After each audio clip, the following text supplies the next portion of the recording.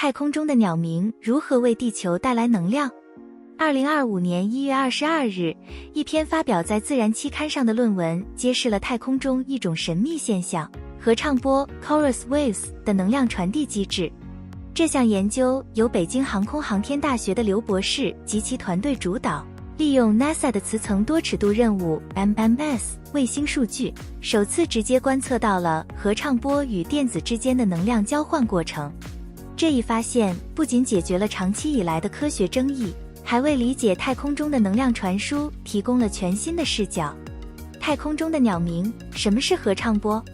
想象一下，你在清晨的森林中听到鸟的合唱，此起彼伏，悦耳动听。而在太空中也有一种类似的声音，合唱波。这种电磁波因其频率变化类似于鸟鸣而得名，是太空中最强烈的自然电磁辐射之一。然而，与鸟鸣不同的是，合唱波不仅动听，还对人类和卫星构成潜在威胁。它们能够加速高能电子，导致辐射带中的电子能量激增，甚至引发极光现象。长期以来，科学家们认为合唱波的生成与行星的磁场密切相关，尤其是地球的磁偶极场。然而，刘博士团队的研究却打破了这个传统认知。他们在距离地球较远的中性片区域磁偶极场影响几乎为零的地方观测到了上升频率的合唱波。这一发现表明，合唱波的生成机制远比我们想象的要复杂。能量传递的幕后黑手，电子与波的互动。那么，合唱波是如何在太空中唱歌并传递能量的呢？研究团队利用 MMS 卫星的高精度数据，首次直接测量了波场和三维电子分布。他们发现，合唱波通过一种称为非线性波粒子相互作用的机制，从周围的电子中提取能量。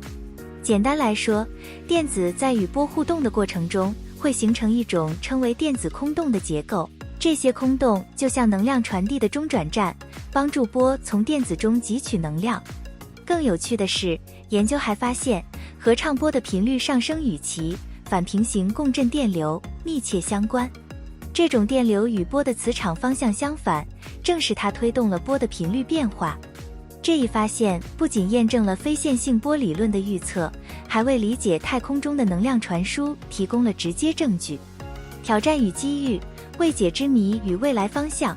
尽管这项研究取得了重要突破，但关于合唱波的许多问题仍未完全解决。例如，为什么合唱波会在不同的空间环境中表现出相似的特性？它们的生成是否真的与磁场梯度无关？这些问题仍然是科学家们争论的焦点。此外，研究还揭示了合唱波与高能电子之间的相互作用。虽然目前的研究主要集中在热电子约3000电子伏特上，但未来的研究可能会探索更高能量的电子，如兆电子伏特电子如何与合唱波互动。这些研究不仅有助于我们更好地理解太空中的能量传输机制，还可能为太空天气预报和卫星防护提供重要参考。展望从太空到地球的实际应用，这项研究的实际意义远不止于科学理论。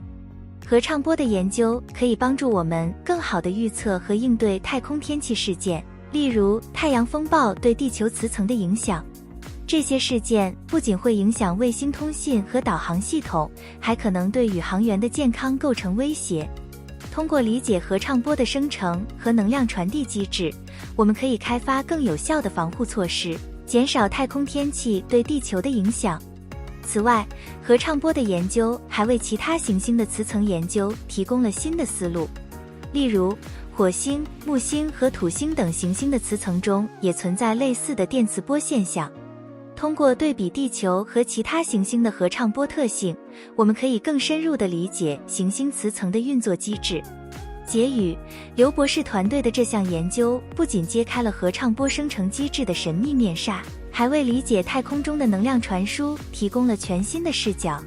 通过直接观测波与电子之间的能量交换，科学家们离揭示宇宙中能量传递的奥秘又近了一步。未来，随着更多高精度数据的获取，我们或许能够彻底解开合唱波的谜团，为人类的太空探索之旅保驾护航。